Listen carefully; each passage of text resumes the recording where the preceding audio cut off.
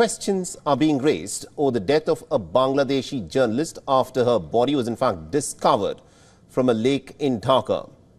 Now, Sajib Wazid, son of the ousted former Prime Minister Sheikh Hasina, has termed her death as an attack on freedom of expression.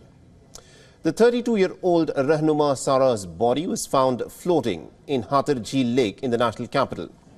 Now, she was a newsroom editor at a private television channel called GTV, also known as Ghazi Television. While the police suspect this to be a case of suicide, they say that an investigation will be conducted that will determine the cause of her death. The questions are also being raised about the circumstances of her death. Sajib Wazid said that the Ghazi Television was a secular news channel. He's also mentioned that GTV's owner was arrested recently, an allegation that finds credence in some recent examples. Now, on the 11th of August, Bangladesh's interim government issued a stern warning to media organizations stating that they would be shut down if they publish or broadcast false or misleading news.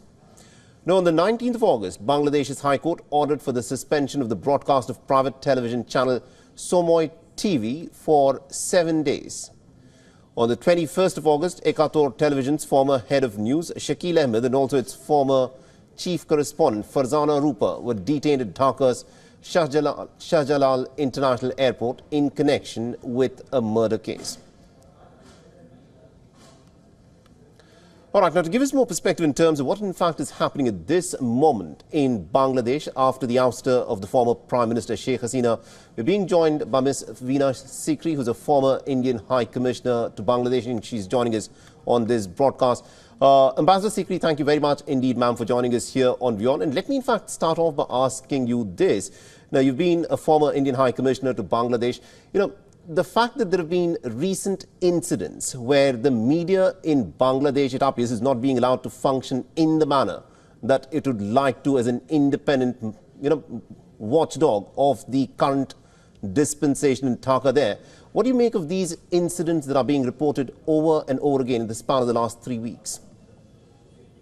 Yes, the situation seems to be very uncertain. I particularly say this because one of the main accusations against former Prime Minister Sheikh Hasina was restriction on journalists, was inability of the media to function freely, and they were criticizing the Digital Security Act, which had been adopted by the previous government. But in recent days, we have seen that very similar tactics are being used by the present interim government in Bangladesh.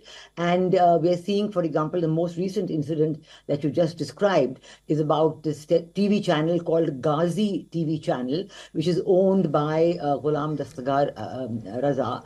And he himself had been arrested recently, had been detained.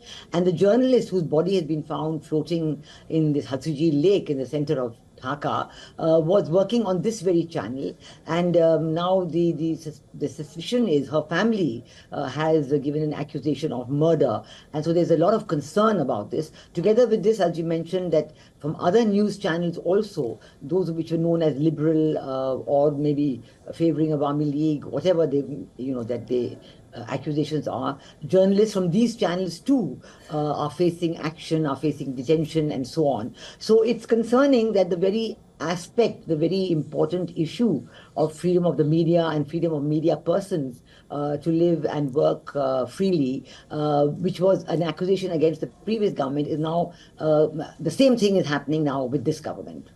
And also, Ambassador, if you could shed light on this other recent incident as well, where 2 Bangladeshi diplomats in India were in fact suspended by the administration of Mohammad Yunus. How do these things work out? If there is a new government, is this something that's expected, or is this unusual that 2 diplomats were suspended without notice?